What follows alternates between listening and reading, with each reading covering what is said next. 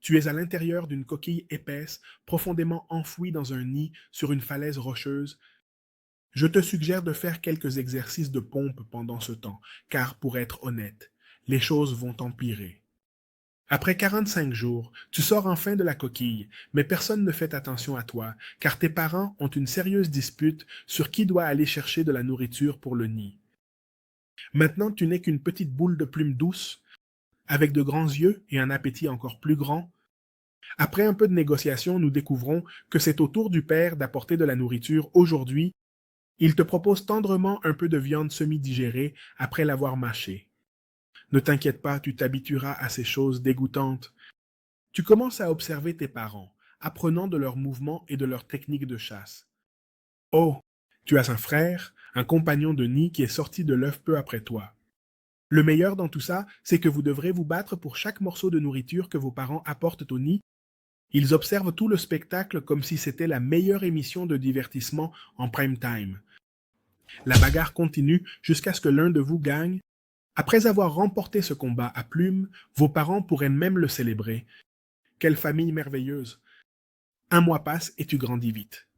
Tes douces plumes sont remplacées par des plumes sombres et élégantes, te donnant l'apparence distinctive d'un aigle noir. À 90 jours, tu es presque complètement développé. Mais attends, il y a quelque chose que tu n'as pas encore appris. Il est temps de prendre quelques cours de vol. Tu te tiens au bord du nid en regardant en bas, vers l'abîme vertigineux, en dessous. Vos parents volent à proximité, pariant probablement si vous volerez ou vous écraserez. Ils seront sûrement contents de n'importe quel résultat, car cela signifiera qu'ils n'auront plus à te nourrir autant. Tu déploies tes ailes, tu fermes les yeux et tu sautes dans un moment terrifiant.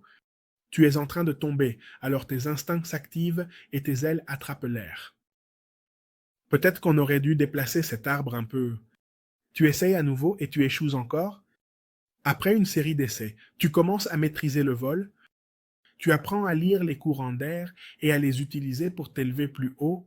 Avec moins d'efforts, tu pratiques des plongées et des virages. À chaque vol réussi, tu deviens plus fort et plus confiant. Tu commences à t'intéresser davantage au monde, au-delà du nid. Ta vue, c'est déjà incroyable. Par rapport aux standards humains, il est désormais suffisamment pointu pour détecter un lapin à 1 kilomètre de distance. T'as littéralement des jumelles intégrées, mais en mieux. Depuis un endroit élevé, vous regardez vos parents scruter le paysage. Leurs yeux détectent un mouvement. Ils fixent et plongent rapidement. Quand ils voient quelque chose qui vaut la peine d'être poursuivi, ils fixent leur regard dessus. Ils tendent leur corps en prévision, et avec une soudaine accélération, ils plongent. Ils replient leurs ailes près de leur corps et se précipitent vers le sol comme un missile. On dirait que ton abonnement premium a expiré. Maintenant, tu devras chercher ta propre nourriture. Tu vois un lapin sauvage, tu te concentres sur lui comme tu as vu tes parents le faire et tu te lances en piqué. Le vent rugit dans tes oreilles alors que tu accélères. Et peut-être qu'on aurait dû déplacer ce rocher un peu. Tu réessaies. Avec le temps, tu t'améliores. Tu apprends à prédire les mouvements de ta proie, tu ajustes ta plongée dans les airs et tu utilises l'élément de surprise à ton avantage. Le goût de la viande fraîche attrapée avec tes propres griffes n'est rien de ce que tu as goûté auparavant. Vers 14 ou 15 mois, tes parents commencent à devenir un peu distants. Ce n'est pas qu'ils te mettent à la porte, mais ils te donnent définitivement des indices qu'il est temps de partir. Enfin, tu comprends l'indirect? Il est temps de quitter le nid et de commencer ta propre vie. C'est ton année sabbatique d'aigle, c'est ton opportunité d'explorer le monde, ou du moins une autre partie de la savane. Tu passes tes journées à voler au-dessus de la savane, à la recherche de proies et de territoires appropriés. C'est comme chercher une maison, mais au lieu d'évaluer les écoles locales et la valeur des propriétés, tu cherches de bonnes zones de chasse et des endroits défendables pour nicher. Bien sûr, les meilleurs endroits sont déjà occupés. Les résidents actuels ne sont pas très enthousiastes à l'idée de voir un jeune nouvel arrivant se déplacer dans le quartier. Ces rencontres se terminent souvent par un renvoi, laissant ton orgueil légèrement blessé. Cependant, ce n'est pas que des disputes territoriales et des rencontres rapprochées avec des lions affamés.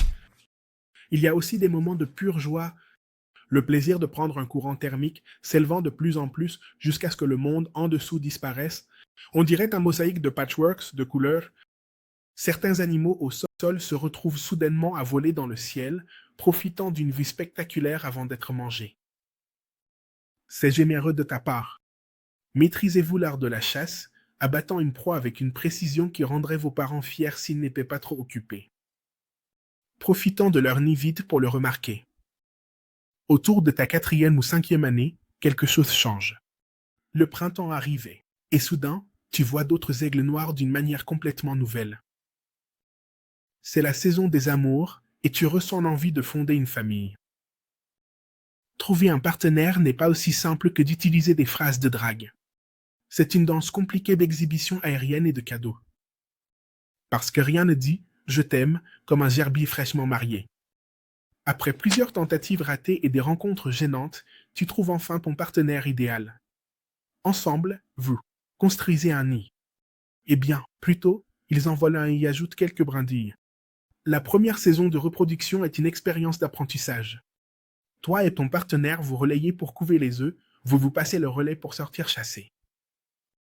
Après environ 45 jours, le premier aiglon perce la coquille.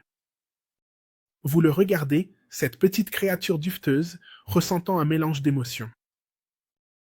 Quelques jours plus tard, le deuxième œuf est clos. Et ça veut dire que tu peux à nouveau profiter de divertissantes bagarres quotidiennes. Ou peut-être que tout se termine, dès le premier jour. Avec les années, tu t'adaptes. Maintenant, tu dépends plus de ton astuce que de ta force brute. Bien que tu ne puisses pas chasser les intrus avec la même férocité. Tu as maîtrisé l'art de l'intimidation.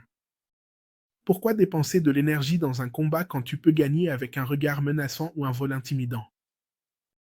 C'est comme échanger des gants de boxe contre une ceinture noire, en guerre psychologique. Malgré votre expérience, la jungle n'a aucune pitié. Les aigles, jeunes et ambitieux, commencent à regarder votre territoire avec faim, une faim que vous connaissez très bien. Ton regard perçant suffisait-il autrefois à les faire fuir? Maintenant, ce n'est plus le cas.